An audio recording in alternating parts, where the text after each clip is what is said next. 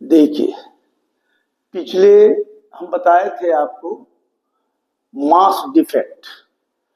तो mass defect बताए थे, बाइंडिंग एनर्जी बताए थे, समझे। और आपको बाइंडिंग एनर्जी पर न्यूक्लियॉन भी बताए थे, पैकिंग फ्रैक्शन वगैरह बताना है। तो देखिए, हमने बताया था कि कोई भी एटम है तो उसका जो देखिए एज्यूम न्यूक्लियर मास जो होता है, mass of proton plus mass of neutron होता है। रियल मास जो होता है ऑलवेज ये दोनों से कम होता है। जो जो डिफेक्ट होता है कम आएगा उसको हम लोग बोलते हैं मास डिफेक्ट। तो मास डिफेक्ट को हम डिनोट करते हैं डेल एम से।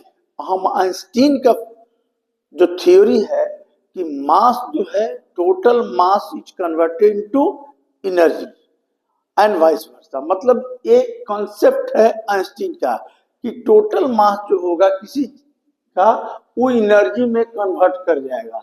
तो हमने क्या किया कि डेल एम ई बराबर del M into C square, where del M क्या है, डिसअपियर मास। डिसअपियर मास का मतलब क्या होगा, there is a different between the actual mass and real मास।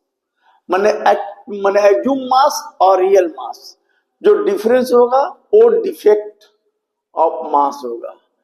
इसको डेलेम से आई दोनों को निकालेंगे तो हो जाएगा बाइंडिंग एनर्जी। तो बाइंडिंग एनर्जी का मेन काम क्या है, to bind the neutron proton, proton proton and neutron proton, समझे।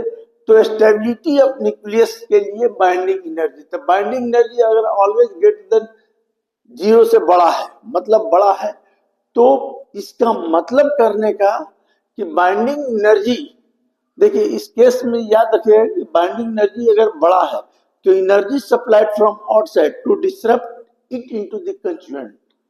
अगर बाइंडिंग एनर्जी लेस देन 0 है तो न्यूक्लियस अनस्टेबल होगा। जितने बाइंडिंग एनर्जी होगा ज्यादा होगा वो स्टेबिलिटी ऑफ न्यूक्लियस बताएगा। तो ये हम आपको बताए।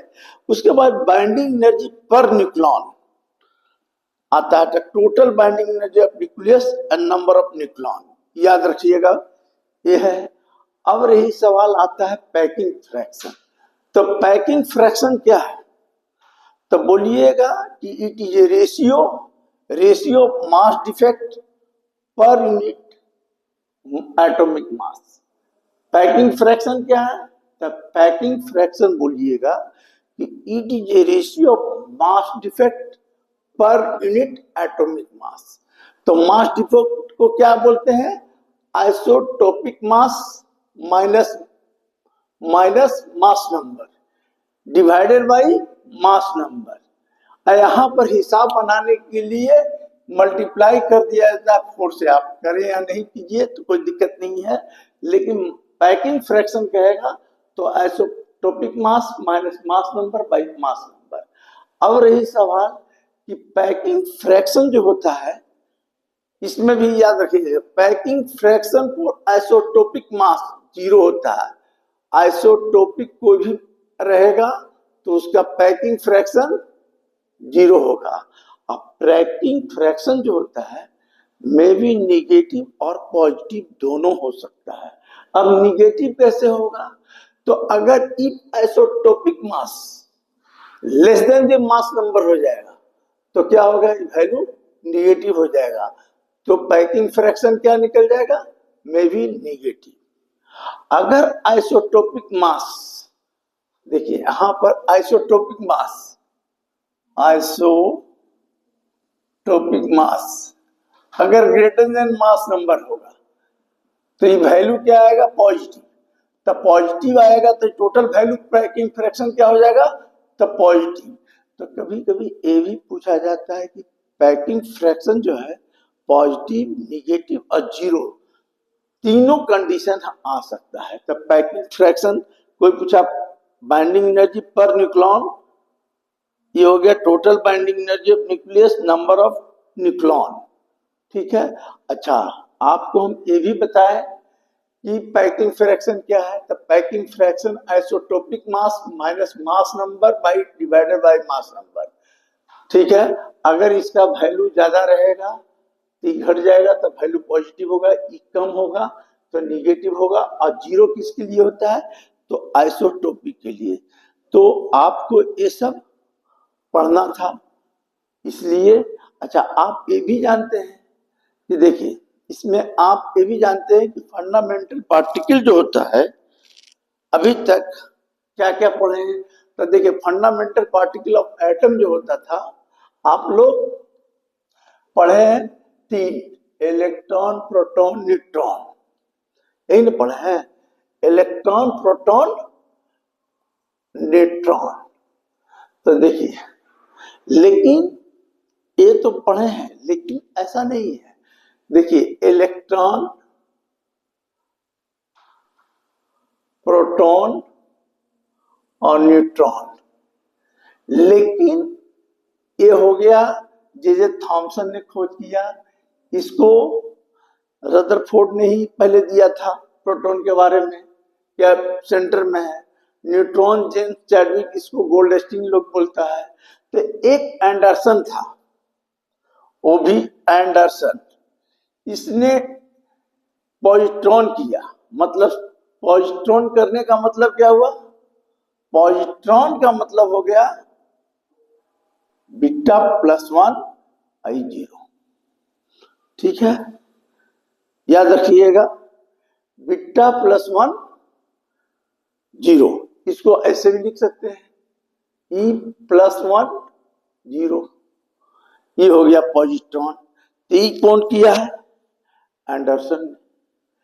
इसका anti proton, anti proton, anti proton इसने कौन किया है, तो एंटी प्रोटॉन क्या क्या हो गया, तो देखिए प्रोटॉन में लिखा हुआ रहता है, तो इसको ऐसे एंटी प्रोटॉन को क्या करेंगे, P-1, ठीक है।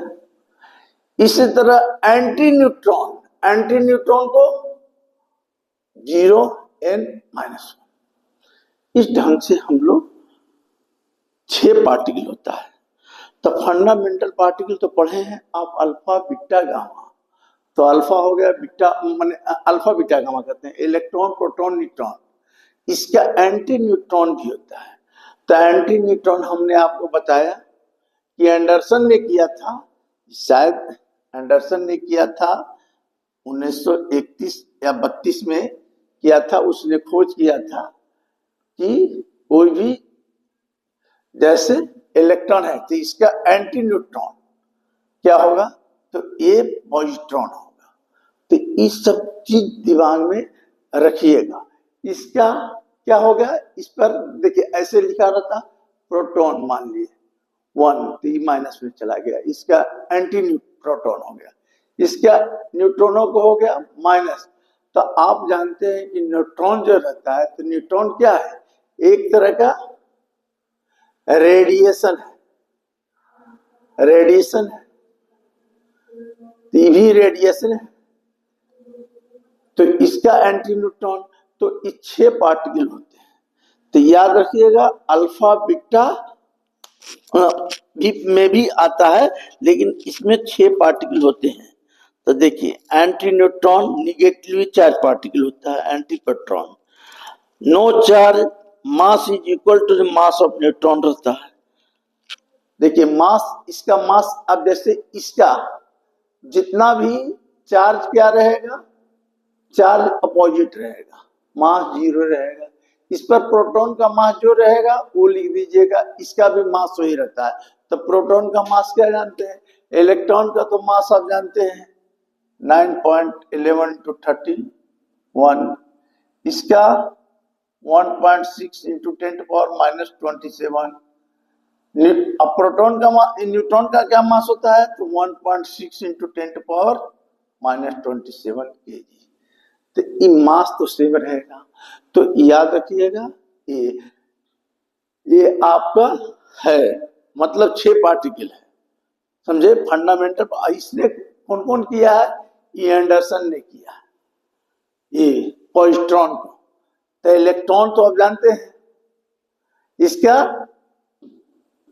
उल्टा पॉजिट्रॉन हो गया, इसका एंटी प्रोटॉन हो गया, इसका न्यूट्रॉन को ऐसे हम लोग लिखते हैं। मास वही रहेगा, इस पर कोई चार्ज नहीं रहता है। तो ये चीज जानिएगा।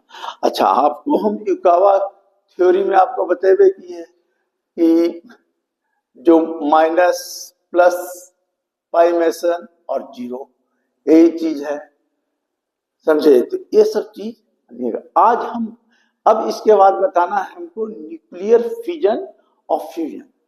तो देखिए, न्यूक्लियर फिजन, फिजन और फ्यूजन।